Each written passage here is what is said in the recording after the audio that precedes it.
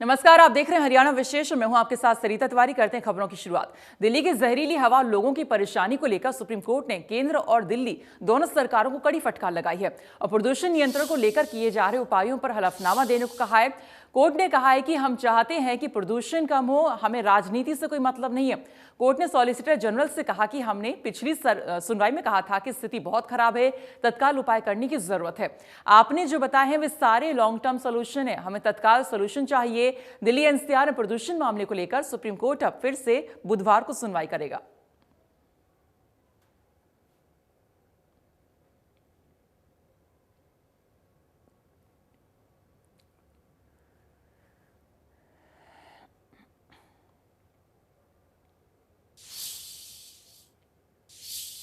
Delhi NCR में बढ़ते प्रदूषण को लेकर हरियाणा सरकार एक्शन में नजर आ रही। सरकार ने एनसीआर के 4 जिलों में 3 दिन के लिए स्कूल बंद कर दिए हैं ताकि बच्चों के स्वास्थ्य पर पड़ने वाले नकारात्मक असर से उन्हें बचाया जाए। साथ ही निजी सरकारी कार्यालयों में वर्क फ्रॉम होम को तरजीह देने के निर्देश दिए गए हैं ताकि सड़कों से 30% यातायात कम किया जा सके। इसके अलावा निर्माण से जुड़ी गतिविधियों पर भी पूरी तरह से रोक लगा दी गई है। तो एक्शन में सरकार यहां पर एनसीआर के 4 जिलों में 3 दिन के लिए फिलहाल स्कूलों को बंद कर दिया गया है। साथ ही साथ गुरुग्राम, फरीदाबाद, झज्जर, सोनीपत ये 4 जिले हैं जहां के स्कूलों को बंद किया गया है। प्रदूषण पर प्रहार लगातार एक्शन में सरकार है। 17 नवंबर तक फिजिकल यानी कि ऑफलाइन जो पढ़ाई है ये यहां पर बंद रहने वाली है, 17 नवंबर तक। इसके अलावा निजी सरकारी कार्यालयों में वर्क फ्रॉम होम को तरजीह दी गई है, यानी कि सरकारी कर्मचारी अब घर से काम करेंगे, ऑनलाइन काम करेंगे। प्रदूषण घटाने के लिए 30% यातायात को कम भी किया जाएगा। साथ ही बच्चों को सांस की दिक्कत से बचाया जाएगा और साथ ही जो स्कूल बंद किए गए उसका रीजन भी यही है कि कहीं ना कहीं जो बच्चे हैं उनको तकलीफ ना हो, उन्हें सांस लेने में दिक्कत ना हो। इसके अलावा और निर्माण से जुड़ी जो गतिविधियां रहेंगी इसको फिलहाल रोक दिया गया है। इसके अलावा विकासात्मक गतिविधियों पर भी रोक लगा दी गई है। स्टोन क्रशर भी बंद कर दिए क्योंकि इससे सबसे ज्यादा जो कह सकते हैं धूल यहां पर उड़ती है, जिससे जो पीएम लेवल है ये यहां पर खराब होता है। हॉट मिक्स प्लांट को बंद कर दिया गया है। तो यहां पर प्रदूषण पर प्रहार लगातार कर रही है सरकार, उसके लिए एक्शन में आ गई है। तमाम यहां पर आदेश दिए गए हैं। नगर निकाय कूड़ा भी नहीं जलाएगी, ये भी एक कह सकते हैं आदेश यहां पर दिया गया है। हर तरह के अवशेष जलाने पर भी रोक लगा दी गई है। तो हरियाणा सरकार ने प्रदूषण को रोकने के लिए कई सारे कदम यहां पर उठाए हैं। कुछ आदेश यहां पर दिए जो आपको बताएं, जिनमें स्कूल को बंद कर दिया गया है। साथ ही साथ अब सरकारी कर्मचारी भी कुछ दिन तक घर से ही काम करेंगे। दिल्ली एनसीआर में बढ़ते प्रदूषण को देखते हुए 4 जिलों में 3 दिन के लिए स्कूल बंद कर दिए गए हैं। वहीं सड़कों से 30% वाहन कम करने के आदेश भी दे दिए गए हैं। प्रदूषण को लेकर फिलहाल गुरुग्राम में कैसे हालात हैं, हमारे संवाददाता राज वर्मा की रिपोर्ट देखिए। दिल्ली एनसीआर में लगातार बढ़ते प्रदूषण के बीच स्टेट डिजास्टर मैनेजमेंट अथॉरिटी ने कुछ सख्तियां हरियाणा के 4 जिलों पर लगाई है, जिसमें गुरुग्राम, फरीदाबाद, सोनीपत और झज्जर शामिल है। दरअसल लगातार इन इलाकों में पॉल्यूशन का स्तर बढ़ रहा है। अलग अलग कवायदे भी की गई है, लेकिन उसके बावजूद जो पॉल्यूशन है वो कम होने का नाम नहीं ले रहा है। अब इस सब के बीच जो सख्तियां लगाई गई है उसमें 17 नवंबर तक के लिए तमाम जो सरकारी और प्राइवेट स्कूल्स हैं उन्हें बंद रखा जाएगा। इसके अलावा सरकारी और जो प्राइवेट कंपनीज हैं उसमें जो ट्रैफिक है, जो गाड़ियां हैं, उनके इस्तेमाल पर भी 30% तक की छूट दी गई है। यानी कि सिर्फ आप अगर अपने दफ्तर आना चाहते हैं, आपके यहाँ अगर 100 एम्प्लॉयज़ हैं तो सिर्फ 30 गाड़ियां ही वहाँ लेकर आ सकते हैं। अगर इसके अलावा बाकी पर पाबंदी रहेगी। साथ ही साथ जो क्रैशर जोन है, कंस्ट्रक्शन साइट्स है, उस पर भी पाबंदी लगाई गई है। इसके अलावा अगर रोड साइड पर जो धूल मिट्टी है उसे भी कम करने के आदेश दिए गए हैं। खुले में कूड़ा जलाना हो या पराली पर पहले से ही पाबंदी है। तो तमाम तरह की ये सख्तियां लगाई गई है। कोशिश यही है कि किसी तरह से प्रदूषण का स्तर कम हो जाए।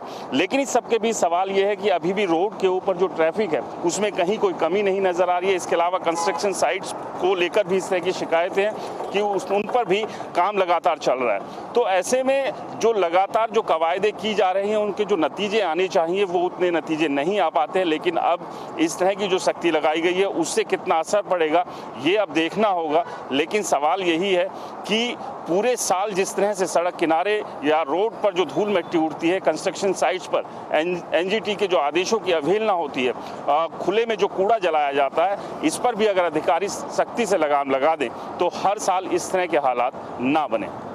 गुरुग्राम से राज वर्मा, इंडिया न्यूज। तो सरकार लगातार सख्ती बरत रही है तो कुछ लोग सरेआम नियमों की धज्जियां भी उड़ा रहे हैं। पर्यावरण के दुश्मनों की 3 तस्वीरें आपको दिखाते हैं। पहली तस्वीर आप देखिए सोनीपत की, जहां खुलेआम कूड़ा जलाया जा रहा है। दूसरी तस्वीर है गुरुग्राम की, जहां एमबीएस मॉल के बाहर जनरेटर धुआं छोड़ते हुए दिखाई दिया। सोशल मीडिया पर भी ये वीडियो वायरल हो रही है। तीसरी तस्वीर है बल्लभगढ़ की है, जहां पर रोक के बावजूद धड़ल्ले से निर्माण कार्य किए जा रहे हैं, जबकि दिल्ली एनसीआर में प्रदूषण खतरनाक स्तर पर पहुंच चुका है।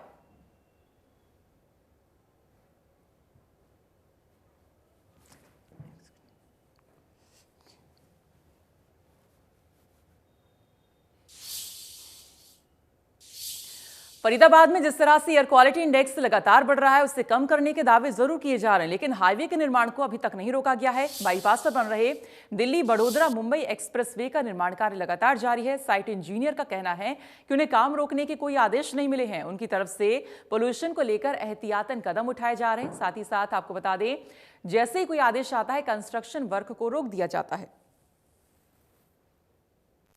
दिल्ली एनसीआर में बढ़ते प्रदूषण को लेकर हरियाणा सरकार की तरफ से भी बड़ा फैसला लिया गया है और हरियाणा के दिल्ली से सटे 4 जिले फरीदाबाद, गुरुग्राम, सोनीपत और झज्जर में कई एक्टिविटीज़ पर बैन लगा दिया गया है। उसमें से 3 दिन के लिए निजी और सरकारी स्कूल बंद कर दिए गए हैं, तो all type construction and development work पर भी पूरी तरह से बैन लगा दिया गया है। 30% रिड्यूस व्हीकल्स को रोड से हटाने के लिए किया गया है, आदेश जारी किए गए। इसके अलावा और कई तमाम तरह की हिदायतें दी गई हैं। लेकिन हम बाईपास रोड पर खड़े हैं और यहाँ हाईवे का निर्माण किया जा रहा है, लेकिन कंस्ट्रक्शन वर्क को लेकर जिस तरह से बैन किया गया है, यहाँ लेकिन लगातार निर्माण कार्य जारी है, आप साफ तौर से देख सकते हैं। और इसको बंद करने के पीछे भी वजह यही है कि PM 2.5 और PM 10 के जिस तरह से डस्ट उड़ रही है, जहां कंस्ट्रक्शन चल रहा है वहां से लोगों के जो सांसों में जा रहा है उससे लोग बीमार हो रहे हैं। लेकिन यहां लगातार जो काम जारी है, कहीं ना कहीं अभी जिस तरह से जानकारी सामने आ रही है, इनके पास में भी ऐसे कोई आदेश नहीं पहुंचे हैं। निर्माण कार्य लगातार जारी है। बात भी करेंगे चूंकि साइट पर इंजीनियर हैं। क्या नाम है आपका? जी, अमित मुदगल। अमित जी, बैन कर दिया गया, 3 दिन के लिए रोक लगा दी गई है कंस्ट्रक्शन पर, डेवलपमेंट पर, बाकी और तमाम तरह की हिदायतें, लेकिन लगातार काम जारी है यहाँ भी। जी, मुझे भी आपसे ऐसा पता पड़ा है। बाकी अभी अगर हमारे पास हमारे ऑफिस से कुछ ऐसे ऑर्डर्स आ जाते हैं तो उसके बाद में हम बिल्कुल गवर्नमेंट के साथ में कोऑपरेट करेंगे। देखिए, जिस तरह से लगातार पॉल्यूशन बढ़ रहा है, AQI लेवल लगातार बढ़ रहा है, ऐसे में कंस्ट्रक्शन जो वर्क चल रहे हैं वो भी एक वजह मानी जा रही है, क्योंकि यहाँ डस्ट उड़ती है। तो क्या आप कोई एहतियात इस तरह की बरत रहे हैं, क्योंकि शहर से ये हाईवे निकल रहा है? जी, टाइम टू टाइम वाटर की स्प्रिंकलिंग करते हैं हम, पूरे दिन भर लगातार रहती है। हमारे पास में 2 टैंकर हैं वाटर के, जो कि वाटर स्प्रिंकलिंग करते हैं और बाकायदा इसका पूरा डाटाबेस बना के डेली का, और NHI में सबमिट भी होता है हमारे यहाँ से, व्हाट्सएप के माध्यम से हम भेजते हैं साइट से। हमारे बाकी जितने भी सबॉर्डिनेट इंजीनियर्स हैं वो सब इसमें अहम भूमिका निभाते हैं। और इसके अलावा जितने भी हम लोग मैनुअल कंस्ट्रक्शन या एक्सकेवेशन का जो भी काम शुरू करते हैं, तो वहाँ पर भी हम वाटर स्प्रिंकलर्स जो हैं उनको साइट पर रखते हैं। तमाम तरह के एहतियात आप बरतने की बात कर रहे हैं, लेकिन अभी आपके पास में ऐसे कोई आदेश नहीं है। 3 दिन के लिए जिस तरह से बंद करने का काम बंद करने के लिए आदेश जारी है। जी, अभी मैं हमारे ऑफिस में से जैसे हमारे पास में ऑर्डर्स आते हैं हमारे ऑफिस से, उसके बाद में हम लोग उसके ऊपर बिल्कुल एक्शन लेंगे अगर ऐसा है तो। बिल्कुल, देखिए, कहीं ना कहीं अभी आदेश की इंतजार किया जा रहा है। हालांकि हरियाणा सरकार की तरफ से देर शाम कल आदेश जारी कर दिए गए थे। अब देखना होगा कि जिस तरह से पॉल्यूशन को कम करने के लिए हरियाणा सरकार की तरफ से कवायद शुरू कर दी गई है। NCR के हरियाणा के 4 जिलों में कई एक्टिविटीज़ पर बैन लगा दिया गया है। तो देखना होगा कि अगले 3 दिन में जो AQI लेवल है फरीदाबाद का, वो किस तरह से कम होता हुआ दिखाई देता है। फरीदाबाद से देवेंद्र कौशिक, इंडिया न्यूज़। बढ़ते प्रदूषण के मद्देनजर प्रशासन भी अलर्ट मोड पर नजर आ रहा है। इंडिया न्यूज हरियाणा से खास बातचीत में फरीदाबाद के DC ने कहा कि आदेशों की अवहेलना करने वाले लोगों को किसी भी सूरत में बख्शा नहीं जाएगा। टीम बना दी गई है। इंसिडेंट कमांडर अपने अपने क्षेत्र में विजिट कर रहे हैं। अगर कोई अवहेलना करता हुआ पाया गया तो उसके खिलाफ सख्त एक्शन लिया जाएगा। दिल्ली NCR में बढ़ते प्रदूषण को लेकर हरियाणा सरकार ने सख्त कदम उठाने शुरू कर दिए हैं। NCR से जुड़े हरियाणा के 4 जिले फरीदाबाद, गुरुग्राम, सोनीपत और झज्जर में कई एक्टिविटी बैन कर दी गई हैं। हमारे साथ में फरीदाबाद के जिला उपायुक्त जितेंद्र यादव हैं, उनसे बात कर लेते हैं। किस तरह के सर, चूँकि लगातार एयर क्वालिटी इंडेक्स फरीदाबाद का भी बढ़ रहा है, कौन से ऐसे कदम हैं जिनसे ये कम होगा, क्योंकि हरियाणा सरकार की तरफ से भी आदेश आ गए हैं? हरियाणा सरकार की तरफ से कल हमें आदेश आए हैं, तो उन्हीं आदेशों की अनुपालना करते हुए हमने यहाँ भी सारी इंस्ट्रक्शन सभी डिपार्टमेंट्स को इशू कर दी है। जिसमें सबसे पहले सभी हमारे सरकारी और निजी स्कूल्स दोनों बंद रहेंगे। 17 तक ये इंस्ट्रक्शन हमारी 17 नवंबर तक एनफोर्स रहेगी।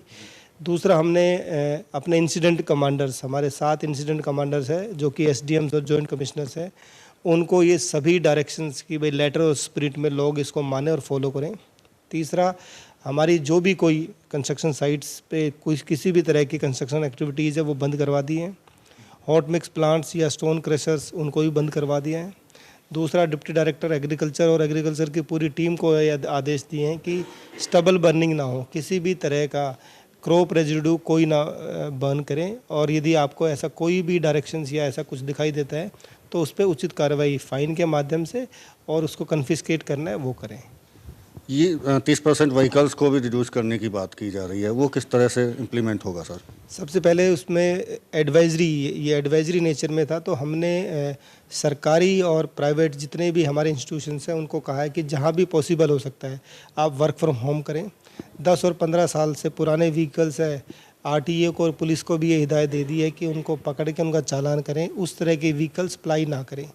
तीसरा, जैसे आप लोगों के साथ मिलकर आपके साथ की वजह से जो हमने मुहिम चलाई है कि आप साइकिल पे जाएं, पब्लिक ट्रांसपोर्ट यूज़ करें या पैदल जाएं, तो मेरी लोगों से, फरीदाबाद के सभी सिटीज़न से भी अपील है कि आप इस तरह का करेंगे तो कार पूलिंग करेंगे तो नेचुरली जो हमारा 30% व्हीकल्स का रिडक्शन का सरकार की तरफ से एडवाइजरी आएगी उसमें ज़रूर हमें सफलता मिलेगी। सर, महत्वपूर्ण बात कह रहे हैं कि साइकिलिंग करें, कार पूलिंग करें, लेकिन इसके साथ साथ में जिस तरह कंस्ट्रक्शन वर्क और डेवलपमेंट वर्क को लेकर जिक्र कर रहे हैं कि उस पर भी पूरी तरह से बैन कर दिया है, लेकिन कई जगह काम अभी भी चल रहा है। क्या वहाँ तक आदेश नहीं पहुँचे हैं? उनका भी यही कहना है। जहाँ सपोज करें NHAI को लेकर खास तौर से, वो कहते हैं कि अभी आदेश उन तक नहीं पहुँचे हैं। कंसर्न्ड इंसिडेंट कमांडर को हमने बोल दिया है कि उन साइट्स को जाके चेक करें। यदि NHAI कहती है कि आदेश की हमें कॉपी नहीं मिली है तो वी विल मेक श्योर कि उनको कॉपी प्रोवाइड कर दें और तुरंत प्रभाव से वो कंस्ट्रक्शन वर्क वहाँ पे बंद कर दें।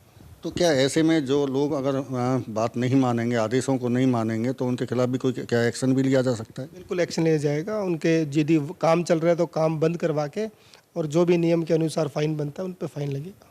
एक आखिरी सवाल सर, निजी और सरकारी स्कूल बंद हो गए हैं, लेकिन उनकी अगर परीक्षाओं की बात करें तो कुछ बच्चों की परीक्षाएं भी हैं इस बीच में, 17 तारीख को खास तौर से, तो क्या उनके लिए किस तरह के आदेश दिए गए? DO मैडम से मेरी बात हुई है। कुछ हमारे गवर्नमेंट स्कूल्स और कुछ प्राइवेट स्कूल्स के प्रिंसिपल्स की रिक्वेस्ट आई थी कि 10th के और 12th के जो हमारे टर्म 1 के एग्ज़ाम ऑप्शनल एग्ज़ाम्स है, जिनके ऑफलाइन यदि कोई भी इस तरह का एग्ज़ाम है तो एग्ज़ाम वो देंगे। इसमें कोई DO मैडम अभी तुरंत आदेश जारी कर देंगे। तो ये थे हमारे साथ में DC जितेंद्र यादव, जिनका साफ तौर से कहना है कि हरियाणा सरकार के द्वारा जो हिदायतें दी गई हैं उनकी पालना पूरी तरह से कराएगी और इसके साथ साथ में यदि कोई अवहेलना करता है तो उसके खिलाफ में सख्त एक्शन भी लिया जाएगा। फरीदाबाद से देवेंद्र कौशिक, इंडिया न्यूज़। अपनी मांगों को लेकर 24 घंटों के लिए पेट्रोल पंप संचालक हड़ताल कर रखे हैं। फतेहाबाद, चरखी दादरी और यमुनानगर में हड़ताल के चलते पेट्रोल पंप बंद है। पेट्रोलियम डीलर एसोसिएशन कमीशन बढ़ाए जाने की मांग कर रहे हैं। एसोसिएशन ने सरकार से उनकी मांगों पर विचार करने की अपील की है। तो हड़ताल के चलते लोगों को परेशानी हो रही है। कुछ ऐसी तस्वीरें प्रदेश के बाकी जिलों से भी सामने आई हैं।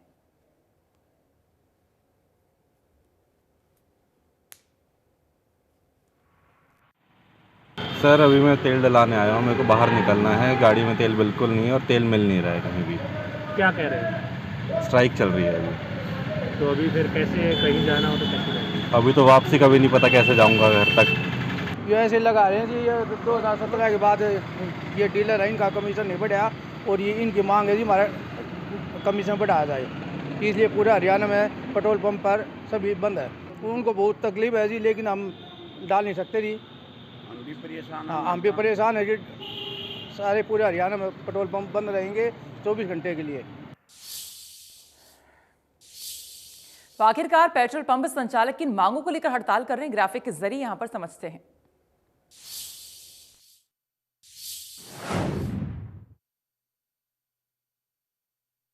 बजाय एक पहली मांग पेट्रोल पंप संचालकों की यहां पर यह है। साथ ही उनका कहना है कि राज्य में पेट्रोल डीजल पर लगने वाला जो वैट है उसको घटाया जाए। साथ ही पंजाब राज्य के घटे हुए वैट के बराबर से किया जाए। ये भी पेट्रोल पंप यहाँ पर तीसरी मांग अपनी कर रहे हैं, उसको लेकर पेट्रोल पंप बंद किए हुए हैं। साथ ही ये कह रहे हैं कि एक्साइज ड्यूटी में कटौती से हुए नुकसान की भरपाई भी हो और डीलर कमीशन जो 2017 से नहीं बढ़ा है उसे भी बढ़ाया जाए। तो इस वजह से पेट्रोल पंप बंद है। तमाम मांगे पेट्रोल पंप संचालक यहां पर कर रहे हैं। बायोडीजल के नाम पर नकली डीजल की बिक्री को रोकने की बात यहां पर कर रहे हैं। इसके अलावा और भी तमाम मांगे हैं जो आपको बताई हैं, वो यहां पर पेट्रोल पंप के संचालक कर रहे हैं। हालांकि एक तरफ पेट्रोल पंप संचालकों की ये मांग है, लेकिन दूसरी तरफ जो पेट्रोल भराने के लिए वहां पर लोग पहुंच रहे हैं उनको खासा दिक्कतों का सामना करना पड़ रहा है।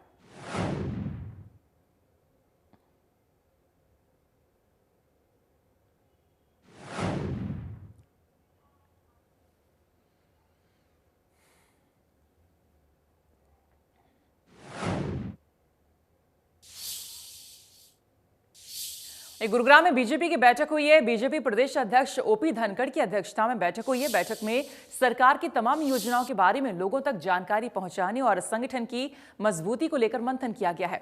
बैठक में तमाम सांसद और सरकार के मंत्री शामिल हुए हैं। बैठक में सरकार की तरफ से चलाई जा रही जन कल्याणकारी योजनाओं को घर घर तक पहुंचाने और लोगों को उसका फायदा मिल सके, इसके लिए बीजेपी ने अपने 1 लाख कार्यकर्ताओं को प्रदेश भर में प्रशिक्षण देने का फैसला कर लिया है।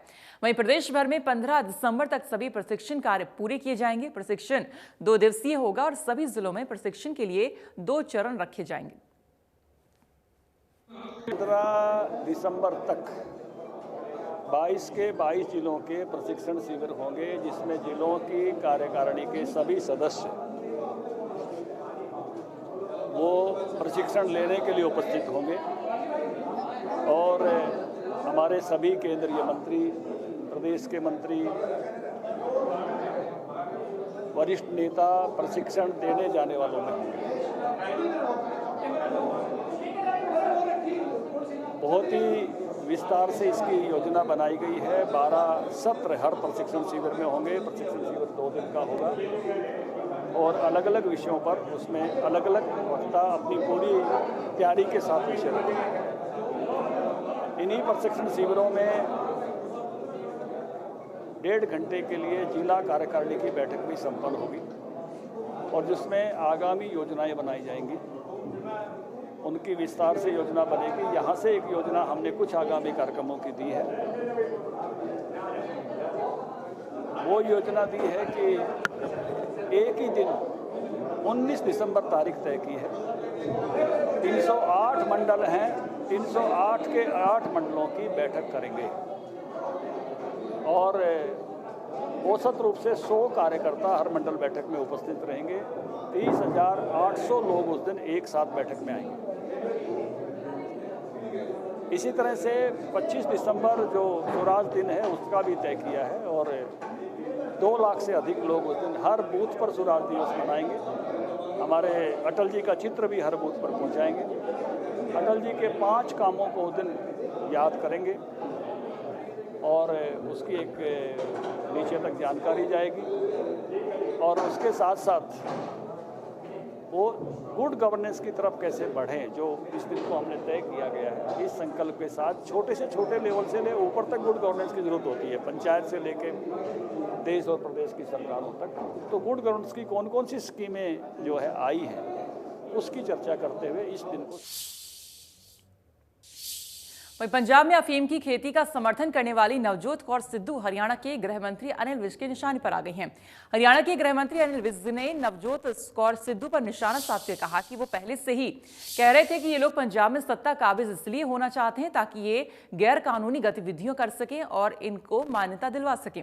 विज ने कहा कि पहले भी पंजाब सरकार ने लाल किले पर हमला करने वालों को इनाम देने का काम किया है। उन्होंने कहा कि जब देश एक है, संविधान एक है, फिर चाहे सरकार बीजेपी की हो या फिर कांग्रेस की या किसी और पार्टी की सरकार हो। उन्होंने कहा कि हमें संविधान की रक्षा करनी चाहिए, ना कि कानून तोड़ने वालों को बढ़ावा देना चाहिए। आगे विज ने कहा कि पंजाब की सरकार दिन प्रतिदिन देश को नुकसान पहुंचाने वाली गतिविधियों में कार्रवाई कर रही है। मैं तो पहले दिन से कह रहा हूं कि ये पंजाब में सत्ता पर काबिज इसीलिए होना चाहते हैं कि गैर कानूनी गतिविधियां ये कर सकें या उनको मान्यता प्राप्त करा सकें। पहले भी इस पंजाब सरकार ने जिन लोगों ने 26 जनवरी को लाल किले पर हमला किया और जिनके ऊपर केस दर्ज हुआ, उनको 2-2 लाख रुपए का इनाम दिया है। देश एक है, संविधान एक है, कानून एक है। चाहे वो बीजेपी की सरकार हो, कांग्रेस की सरकार हो या किसी और पार्टी की सरकार हो, हमें संविधान और कानून की रक्षा करनी है, ना कि उसको तोड़ने वालों को बढ़ावा देना है। तो पंजाब की सरकार नित प्रतिदिन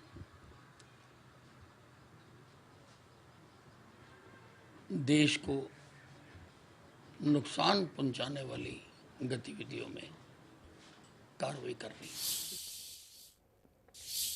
कांग्रेसी नेता राहुल गांधी ने मोदी सरकार पर तंज कसते कहा कि यह बयान दिया है कि मोदी सरकार राष्ट्रीय सुरक्षा में असमर्थ है। राहुल गांधी के इस बयान पर गृह मंत्री अनिल विज ने पलटवार किया और कहा कि राहुल गांधी को यह बात कहने से पहले अपने खानदान का इतिहास पढ़ना चाहिए। गृह मंत्री ने राहुल पर निशाना साधा और विज ने राहुल गांधी के बयान पर तंज कसा। गांधी को ये बात कहने से पहले अपने खानदान का इतिहास पढ़ना चाहिए। जवाहरलाल नेहरू के समय में चाइना ने हमारी 45,000 एकड़ जगह पर कब्जा किया। आज नरेंद्र मोदी तो पाकिस्तान में घुसकर उनको सबक सिखाने की कार्रवाइयां की हैं। नरेंद्र मोदी के होते हमारे सारे पड़ोसी सावधान होकर रहते हैं। अब फिलहाल इसी के साथ हरियाणा विशेष में इतना ही, लेकिन आगे और भी खबरें जारी हैं। आप देखते रहिए इंडिया न्यूज हरियाणा। नमस्कार।